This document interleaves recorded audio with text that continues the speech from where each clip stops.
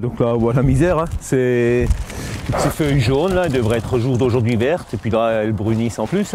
Mais ça, c'est pas une betterave, ça. Ça, c'est pas une betterave, ça, c'est une betterave. Ça, c'est une betterave au mois de juin chez nous. Elle devrait faire 1 kg, ça fait 300-400 grammes.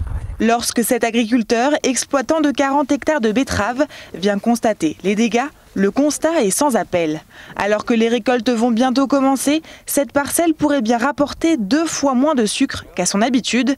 Car ici comme ailleurs, les champs de betteraves sucrières ont totalement changé de couleur. Ils sont jaunes, victimes de la jaunisse nanisante, un virus causé par un puceron installé au printemps.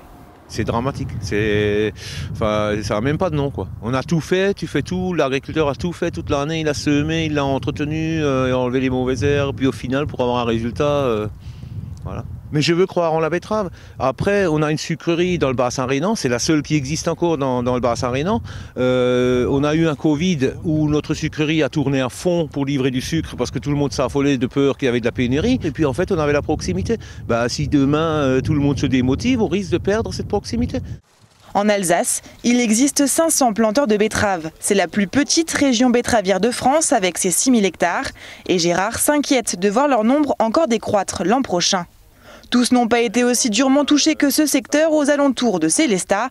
Mais pour éviter un nouveau désastre, les planteurs de betteraves demandent à avoir recours aux néonicotinoïdes, interdits depuis 2 ans pour l'impact néfaste qu'ils auraient sur la biodiversité et notamment les abeilles. Le projet de loi est examiné aujourd'hui à l'Assemblée nationale car la Confédération générale des planteurs de betteraves demande des garanties. C'est une dérogation que nous demandons pour 3 ans et c'est vrai qu'à ce stade, il n'existe aucune solution. Et c'est bien pour cela que le gouvernement, en parallèle, s'est engagé dans un plan de recherche qui sera financé à la hauteur de 7 millions d'euros, ce qui n'est pas négligeable pour une filière qui en fait 2,8 milliards de chiffre d'affaires. Et en parallèle, nous, filières, nous allons également en investir. Donc nous allons mettre... Comme ça a déjà été le cas par le passé, puisque ça fait un moment qu'on sait qu'on n'aura plus de néonicotinoïdes, sauf que la solution, nous ne l'avons pas encore trouvée. Et donc là, nous continuerons à injecter 10 millions d'euros par an dans la recherche pour trouver des solutions alternatives. Notre objectif, c'est d'enrober la graine avec cet insecticide-là et pas la pulvériser en plein. Et s'il devait rester des résidus dans le sol l'année suivante, nous nous engageons également à ne pas semer de cultures mellifères pour justement limiter au maximum le risque qu'il pourrait y avoir sur les pollinisateurs.